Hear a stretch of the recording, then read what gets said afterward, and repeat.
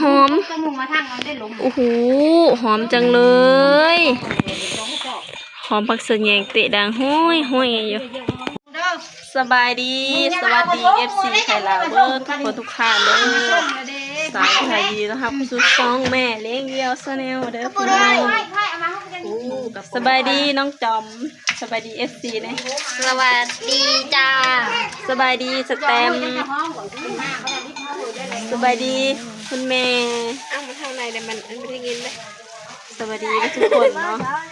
เทศเพิ่มผักกาดเทศเพิ่มนี่นะเลือดปลาถือโต้งพี่น้องฝนตก2-3 มื้อ4 มื้อติดกันปลาชิวนี่ปิ้งปลานี่แน่ปลาลงต้อนลงโต้งปลาซิวปลาลด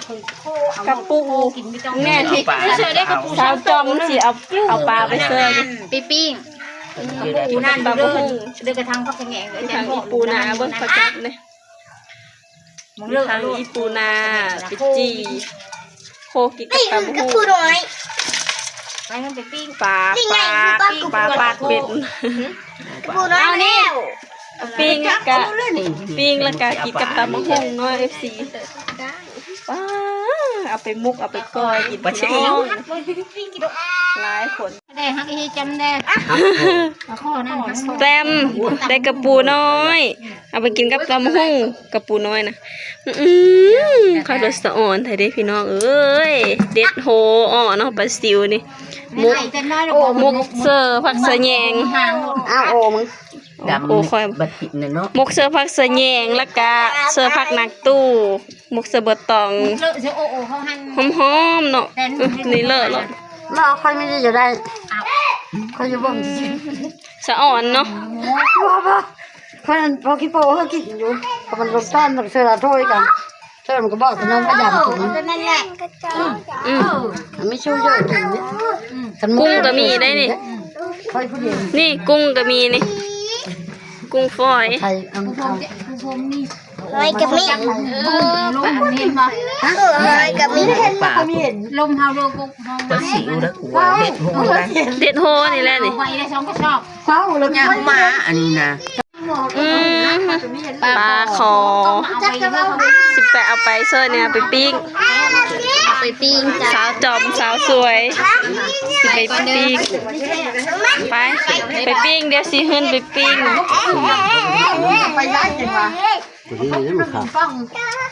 เด็ดโหไปมุกปลาซิวแล้วเสพปลาเนี่ยก็ปนกันมันได้แห้งได้นะปลาซิวได้อยู่พักยังไงด้วยเนาะมกเสือผักสะแยงเสือเบอร์ตองหอมๆมกเก็บพักยังไงก็เอาแล้วไม่อีนะก็เบาแม่ก็เอาปลาปลาลดแล้วปลางูเอาเว้นเท่าแม่กุ้มเฮ็ดปลาแดะนะว่าเคยทำเนาะเรากินได้ค่อยสาวพลอยให้พอว่าจะมีเป็นตำมะฮ่องปะถึงช่องจะรู้ทีเดียวคือใบวะเจอกับพืชตำชิลไลก็ได้หลายคนคนละ3มื้อเราโอ่งนะมันจะได้เผื่อหอยเผ็ดปลากระเดือดลงทะเลปลากระเดือดพ่อลูกพ่อห้องแม่เข้ามันไปคนได้แล้วปลายังลงอยู่บ่ไอ้ก็อุ้ยเยอะเห็นตอนปลาลงโต่งเลยเนาะมันชี้เน่าปลาเป็นนางเผาอยู่นะฮันตอนมันหันเป็นนางเผาอยู่ตอนเป็นนางเผาอยู่ตอนไอ้ก็ช่วยแกเข้าระบบนะปัจจิแบะไม่ค้อนมานี่ตอนนี้ก็คือใส่ปลาแดกแป้งนัวใส่มักพริกสิมกปลานะจ๊ะทุกคนมกปลาหนวดเก็บกินข้าวเหนียวฮ้อนๆเนาะตัวทุกคนอันนี้ก็คือตำมะฮุ่งแล้วเด้อปิ้งปลาที่ถือตอนถือลีกินกับตำมะฮุ่ง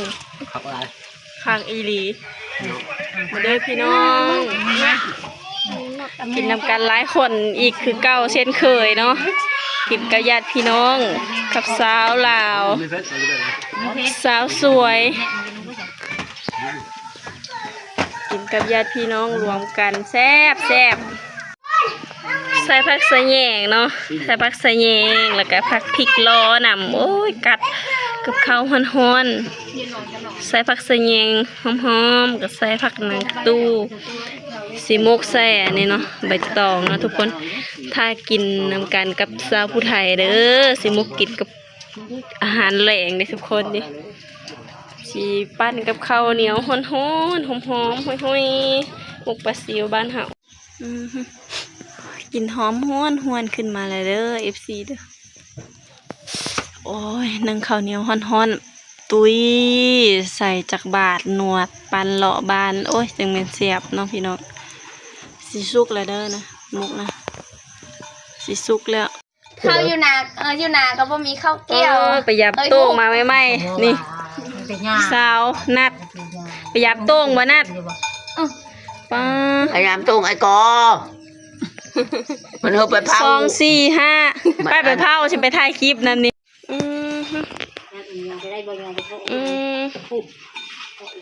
พูดทางพี่ทางพี่ปีนทางพี่สิ จักมันเผ็ดหมกแบบนี้ พี่น้อง เผ็ดใหญ่ หอม กระมุงมาทางเอาได้ลม โอ้โหหอมจังเลยหอมผักสะแยงเตะดังห้อยห้อยอยู่ ของมีหมกเนี่ยนี่อันนั้นกระดาษ ฮะคนยิงแม่เป็นนั่นเลยแม่โซสโลมนะใครแน่บ่กินข้าวก็แซ่บแน่บ่เด้สโลมน้ำเกลือเพิ่นก็ห้อยอยู่หั่นตัวเบิดนะ เป็ดกลาง มันได้กินข้าวเด้อ ตัวไอ้ฉัน ข้าวได้ FC เด้อ สองสามคำ กินกับ ปลา ข้าวเหนียวกับมุกปลาสิว แซ่บเลยครับ มาเด้อแม่กุ้งพี่แหละพากันมากินสมแซวอยู่เพิ่นแม่กุ้งปลาหอมเด้มีทางปลาลดแล้ว บ่ชันมึงอย่าให้กูถามมึงกัน ชงขมูมบ่ มีทางลูกโดดนำ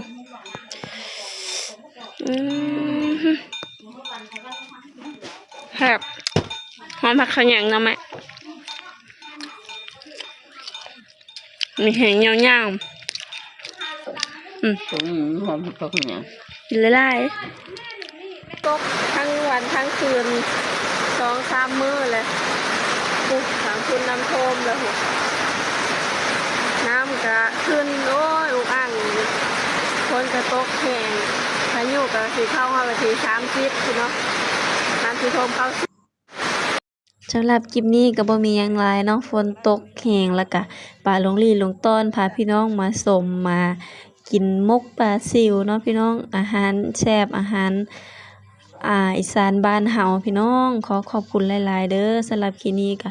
พอกันในคลิปหน้าเนาะปลาน่ะหลายมึงแน่พี่น้องปลาถือตรงถือต้อนพากันหาบกันคนอยู่เนาะบ้านชาวผู้ไทย